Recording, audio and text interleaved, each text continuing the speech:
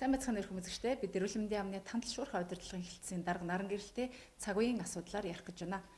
Тэгэхээр танаа хэлтэст одоо сүүлийн үед ер нь ямар өвчлөл бүртгэгдэж байна? За энэ дээр бас ард иргэдэд хандаж одоо урьдчилан сэргийлтийн одоо мэдээллийг өгөхгүй та. За манай шуурхай удирдлагын хэлтс бол одоо өдөр тутам гарч байгаа халдвар төвчнийг бүртгэж авдаг. Тэгээ өнөөгийн байдлаар бол одоо яг хаврын бас улиралтай холбоотойгоор улирлын чанартай гардаг. Ялангуяа амьсгалын замын өвчнүүд бол бас бүртгэгдэж байна. За тухайлах юм бол салхин цэцэг, тэгээ гар хөл амны өвчин, менингит одоо өвчнүүд байна. Тэгэхээр энэ утгаараа бол бид нар ер нь өвчлөлүүд бол одоо өнгөрсөн оны мөн үе сүүлийн 5 жилийн дундчтай харьцуулахад бол дээрх өвчлүүд хэвэн байгаа. Гэхдээ бид нар бас ямар нэгэн өвчнийг 1-2 тохиолдолд бүртгэгдсэн ч бид нар бол бас хүмүүст эрт сэрэмжлүүлж хариу арга хэмжээг зохион байгуулдаг.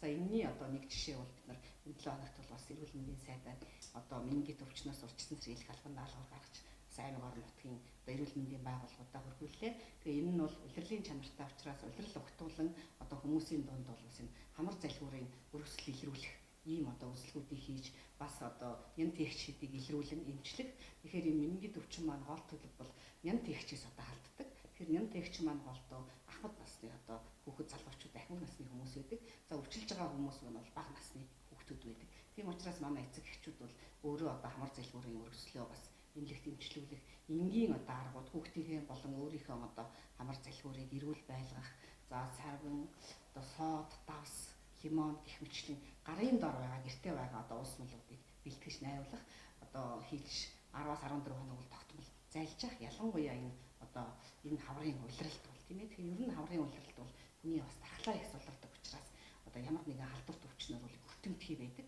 Тийм учраас энэ хаврын улирлууд бол хүн өөрийнхөө эрүүл мэндийг хангаж дархлаагаа сайжруулах, хүүхдийг витаминжуулах, агаар салхинд гаргах, ер нь ямар л бололцоогоор хүн одоо өвчнөр өвдөхгүй байх тэр бололцоог бол илүүс одоо сайтар анхаарч явах ийм үе байдаг.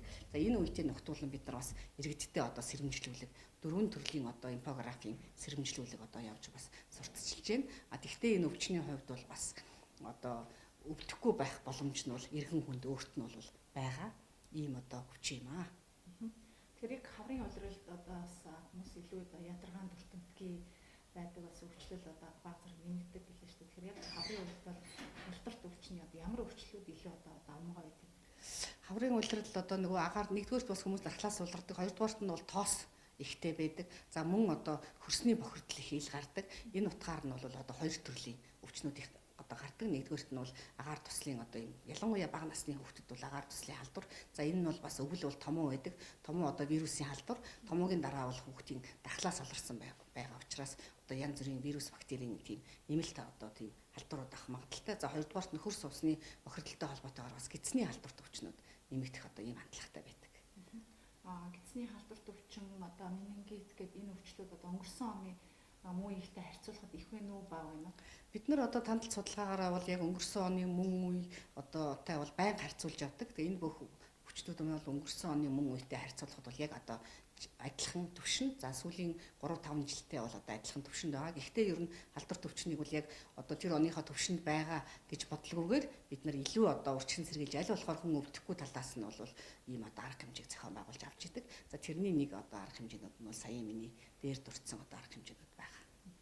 Вакцины талаарх мэдээлэл хүргэхгүй.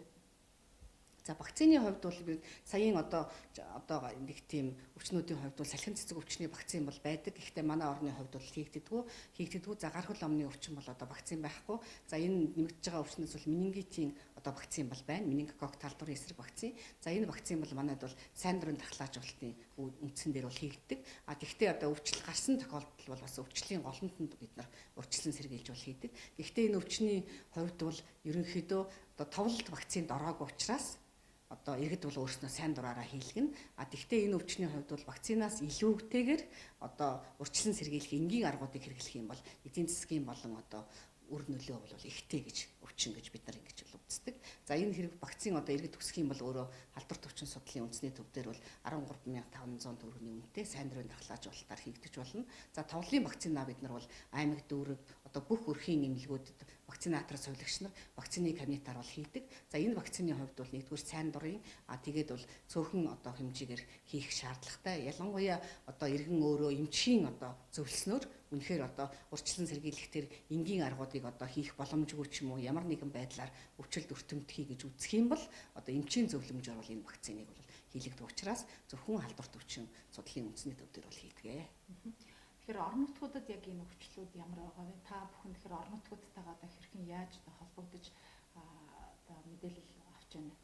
За орон нутгийн хувьд бол бид нар өвчлөлийг бол бас өдрөөр сараар 7 хоногор бол авдаг. За одоогийн байдлаар бол ерөнхийдөө орон нутагт бол бас харьцангуй гар хөл амны өвчин тэгээд одоо сэлхэн цэцэг бол бас бүртгэж байна. Гэхдээ менингитийн хувьд бол нийслэл хот, орхон одоо Дорнот, Дархан уул аймагт бол одоо бүртгэгдсэн юм байгаа. Ерөнхийдөө Дархан уул аймгийн хувьд бол бас Дорнот Дархан уул аймаг хоёр бол ерөнхийдөө энэ өвчний бас голомтлог байдлаар үе одоо гардаг ийм аймагуд байна. Анхаарал хандуулсанд баярлалаа. Цаг үеийн асуудлаар бид эрүүл мэндийн яамны тандал шуурхай удирдлагын хэлтсийн дарга наран гэрэлтэй ярилцлаа. Тэгэхээр дөнгөж сая ярьсан халдварт өвчнөөс урьдчилан сэргийлэх мэдээлэл зөвлөмжийг авахыг хүсвэл та бүхэн эрүүл мэндийн яамны тандал шуурхай удирдлагын хэлтсийн албан ёсны фэйсбુક болон эрүүл мэндийн яамны веб хуудаснаас авах бүрэн боломжтой юм а.